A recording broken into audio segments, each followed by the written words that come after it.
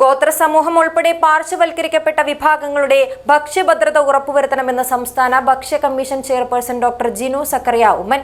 ദേശീയ ഭക്ഷ്യഭദ്രതാ നിയമം 2013 പ്രകാരം ജില്ലയിൽ നടപ്പിലാക്കി വരുന്ന വിവിധ പദ്ധതികളുടെ നിർവഹണ പുരോഗതി വിലയിരുത്തുന്നതിനായി ചേർന്ന അവലോകന യോഗത്തിൽ സംസാരിക്കുകയായിരുന്നു അദ്ദേഹം. വന്ധ്യതാ ചികിത്സാ രംഗത്ത് വിദഗ്ധവും നൈപുണ്യവുമായ പ്രവർത്തനം കാഴ്ചവെച്ചുകൊണ്ട് ഡോക്ടർ ജയലക്ഷ്മി സൂരജിന്റെ നേതൃത്വത്തിലുള്ള ഡ്രീം ഫ്ലവർ IVF സെന്ററിന് കേരളത്തിൽ സ്വീകാര്യത ഏറിവരികയാണ്.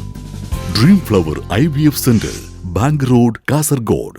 അങ്കണവാടികളിലും സ്കൂളുകളിലും ഉപയോഗിക്കുന്ന വെള്ളത്തിന്റെ ശുദ്ധി ഉറപ്പുവരുത്തണമെന്നും കളക്ടറേറ്റ് കോൺഫറൻസ് ഹാളിൽ വിവിധ പദ്ധതികളുടെ നിർവഹണ പുരോഗതി വിലയിരുത്തുന്നതിനായി ചേർന്ന അവലോകന യോഗത്തിൽ ഭക്ഷ്യ commission chairperson doctor Jinu Zachariah Oommen വ്യക്തമാക്കി. ചെയർപേഴ്സൺ ADMP അഖിൽ അധ്യക്ഷത വഹിച്ചു. ജില്ലാ supply officer KN Bindu report അവതരിപ്പിച്ചു. Manjeshwaram taluk supply officer KM Shaju സ്വാഗതവും ജില്ലാ supply office senior superintendent Ancy Cyriac നന്ദിയും പറഞ്ഞു. കോളിയടുക്കം ഗവൺമെൻറ് UP സ്കൂളും ചെങ്കള പഞ്ചായത്തിലെ 113 നമ്പർ കല്ലക്കട്ട അംഗൻവാടിയും കമ്മീഷൻ സന്ദർശിച്ചു. സ്കൂളിലെ അടുക്കള പുതിയ കെട്ടിടത്തിലേക്ക് അടിയന്തിരമായി മാറ്റണമെന്ന് കമ്മീഷൻ നിർദ്ദേശിച്ചു. വെള്ളരിക്കുണ്ട് താലൂക്കിലെ വിവിധ ഗോത്രവർഗ മേഖലകളിലും കമ്മീഷൻ സന്ദർശനം നടത്തും. News bureau, Kasaragod.